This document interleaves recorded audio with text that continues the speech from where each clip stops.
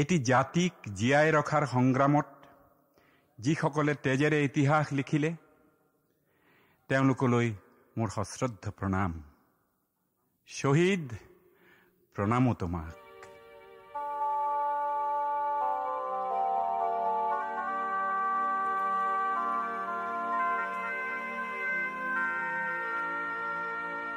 শহীদ, প্ৰণামো তোমাক।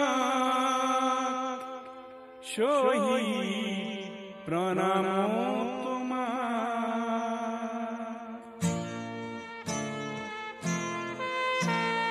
লুইতৰ পাৰৰে তুমি দেখা ল'ৰা, তুমি এটো বুকু পাতি দিলা। ভাৰতীৰ নুমলী জিক বচাবলে তুমি এটো মৃত্যু বৰি।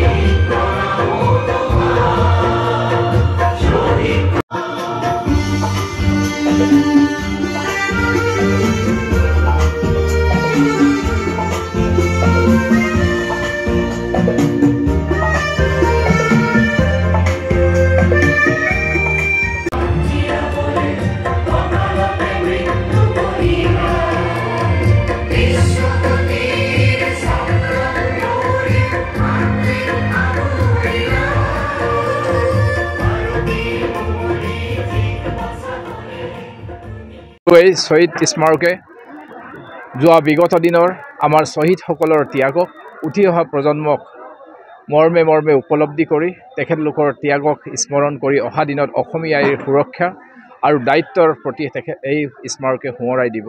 আৰু আজি এই পবিত্ৰ দিনটোত আমাৰ ঢকুৱাখানা উপজিলা প্ৰশাসনৰ উদ্যোগত খুব সুন্দৰভাৱে আমাৰ ইয়াতো ৪,০০০তকৈ অধিক শিল্পী ছাত্ৰ ছাত্ৰীৰ উপস্থিতি আৰু সমাজ জীৱনৰ বিশিষ্ট ব্যক্তিসকল আৰু শ্বহীদ পৰিয়ালৰ উপস্থিতিত আজি খুব সুন্দৰভাৱে এই শ্বহীদ দিৱস পালন কৰা হৈছে। আৰু আজি আমি সকলোৱে ঢকুৱাখানাবাসী ৰাইজেও আজি ৮৬০গৰাকী শ্বহীদলৈ এই পবিত্ৰ দিনটোত আমি শ্ৰদ্ধাৰে সোঁৱৰিছোঁ।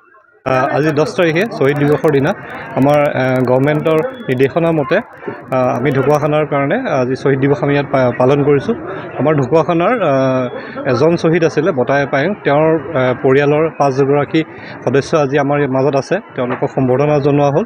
আৰু চৰকাৰৰ নিৰ্দেশনা মতে আমি শ্বহীদ প্ৰণামো তোমাক কমেও ৪,০০০ ওপৰৰ ল'ৰা ছোৱালী, শিল্পী সমাজ আৰু ঢকুৱাখানাৰ বিশিষ্ট ব্যক্তিসকলে আমি সকলোৱে মিলি আজি ইয়াত উদযাপন কৰিলোঁ।